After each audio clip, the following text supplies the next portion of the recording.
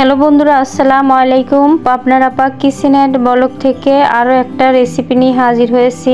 আশা করি রেসিপিটি ভালো লাগবে। ভালো লাগলে ছোট্ট একটা লাইক দিয়ে শেষ পর্যন্ত যুক্ত থাকবেন প্লিজ। আর আপনারা সবাই কেমন আছেন? আশা করি যে যেখানে আছেন অনেক অনেক ভালো আছেন। আমিও আলহামদুলিল্লাহ ভালো আছি। আমি আজকে আপনাদের মাঝে শেয়ার করব বাংলা সেমাই বা প্যাকেটের লাল সেমাই রান্নার রেসিপি। তবে আপনারা ফুল ভিডিওটি কন্টিনিউ করবেন আর ভালো লাগলে লাইক কমেন্ট শেয়ার আর একটা সাবস্ক্রাইব করে পাশে থাকবেন। পাশে থাকা বেল আইকনটি অন করে রাখবেন। যখনই নিত্য নতুন রেসিপি আপলোড করব আপনাদের কাছে নোটিফিকেশন আগে পৌঁছাবে।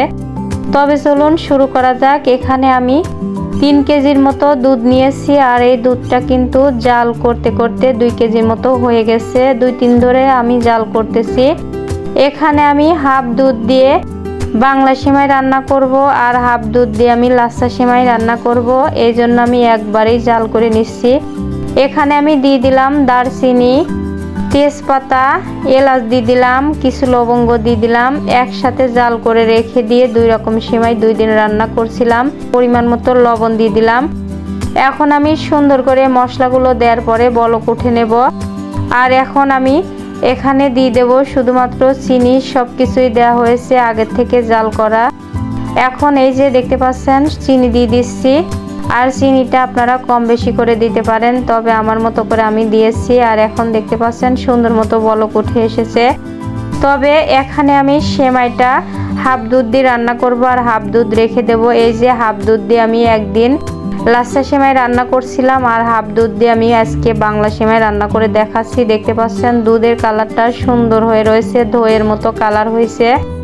আর এভাবে ঘন দুধ দিয়ে সেমাই রান্না করলে কিন্তু আসলেই খেতে মজা লাগে।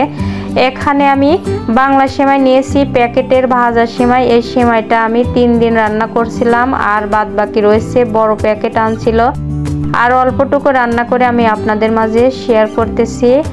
আর 3 দিন রান্না করছিলাম সেটা কিন্তু আপনাদের মাঝে শেয়ার করি নাই। এ পর্যায়ে দেখতে পাচ্ছেন সেমাইটা দেওয়ার পরে সুন্দর মতো কিন্তু সেমাইটা হয়ে গেছে। ভালো মতো ফুটায়ে রান্না করে নিলাম। এখন আমি সেমাইটা পরিবেশন করে নেব। এখানে আমি স্টিলের ডিশ নিয়েছি। ডিশে আপনাদেরকে ঢেলে দেখাচ্ছি কত সুন্দর হয়েছে। কালারটা যেমন হয়েছিল খেতে কিন্তু অসম্ভব সুন্দর হয়েছিল। যেহেতু দুধ কয়েকদিন ধরে জাল করা, এই জন্য কিন্তু মাশাআল্লাহ খেতে অসাধারণ হয়েছিল। এই যে দেখতে পাচ্ছেন।